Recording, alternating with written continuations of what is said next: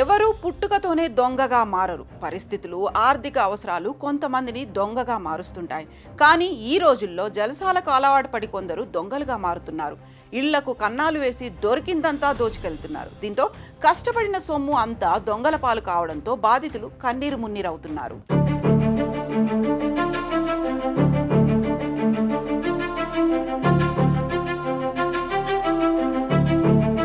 చతుషష్ఠి కళల్లో అంటే 64 కళల్లో చోర కళ కూడా ఒకటి. మూడో కంటికి తెలియకుండా గుట్టు చప్పుడు కాకుండా డబ్బులు, విలువైన వస్తువులు దొంగిలిస్తుంటారు దొంగలు. ఒకప్పుడు అర్ధరాత్రి వేళల్లో అందరూ నిద్రపోతున్న వేళ ఇంట్లోకి చొరబడి దోచుకెళ్లేవారు. కానీ ఈ రోజుల్లో ఎప్పుడు పడితే అప్పుడే దొంగతనాలు జరుగుతున్నాయి. ఒక ఇంటిపై కన్నేశారంటే దొంగతనానికి పాల్పడిందే నిద్రపోడు దొంగ.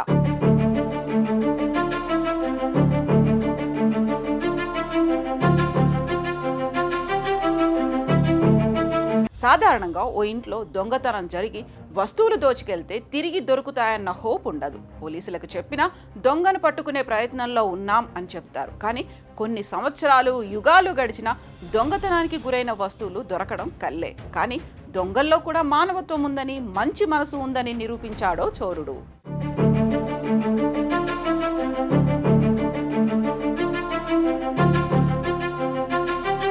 తమిళనాడులో ఇంట్లో ఓ దొంగ చోరీకి పాల్పడ్డాడు. తప్పనిసరి పరిస్థితుల్లో ఈ చోరీ చేయాల్సి వచ్చింది. ఈ విషయాన్ని తెలియజేస్తూ దోచుకెళ్లిన సొమ్మును తిరిగి నెల రోజుల్లో ఇస్తానంటూ లేఖ రాసి వెళ్లాడు ఆ దొంగ. ఈ వింత ఘటన తమిళనాడులోని తూత్తుకుడి జిల్లాలో చోటు చేసుకుంది.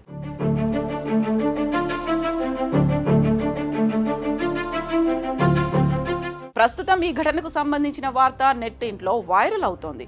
పోలీసులు తెలిపిన వివరాలు ఇలా ఉన్నాయి. తూత్తుకుడి జిల్లాలోని తురుచెందూర్ వద్ద మేఘ్నాపురానికి చెందిన చిత్తిరై సెల్విన్ రిటైర్డ్ ఉపాధ్యాయుడు. ఆయనకు కుమారుడు, 3 కూతుళ్లు ఉన్నారు. అందరికీ పెళ్లిళ్లు చేశాడు. వారు వేర్వేరు ప్రాంతాల్లో నివసిస్తుంటారు. జూన్ 17న భార్యతో కలిసి చెన్నై వెళ్లాడు సెల్విన్. వీరి ఇంటిని చూసుకునేందుకు ఓ మహిళను నియమించుకున్నారు. జూలై 1న ఇల్లు శుభ్రం చేసేందుకు వచ్చిన ఆ మహిళ ఇంటిని చూసి షాక్ అయింది. తాళం పగలగొట్టి ఉండడాన్ని గుర్తించి యజమానికి సమాచారం అందించింది. దీంతో హుటాహుటిన ఇంటికి వచ్చాడు సెల్విన్. బీరువాలో చూడగా 60,000 నగదు, 1.5 సవర్ల బంగారు కమ్మలు, వెండి గొలుసులు చోరీకి గురైనట్లుగా గుర్తించాడు.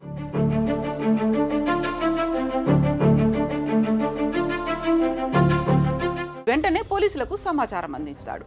ఘటనా స్థలాన్ని పరిశీలించిన పోలీసులకు దొంగ రాసిన ఉత్తరం కనిపించింది. అందులో, నన్ను క్షమించండి, నేను నెలలో తిరిగిస్తాను, ఇంట్లో ఆరోగ్యం బాగాలేదు, అందుకే దొంగతనం చేశానని రాసి ఉంది.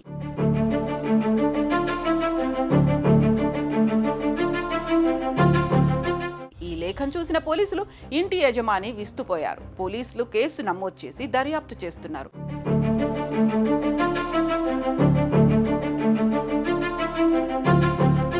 మరి ఈ మంచి దొంగ తన వాగ్దానాన్ని నిలబెట్టుకుంటాడో లేదో నెల రోజుల పాటు వెయిట్ చేయాల్సిందే.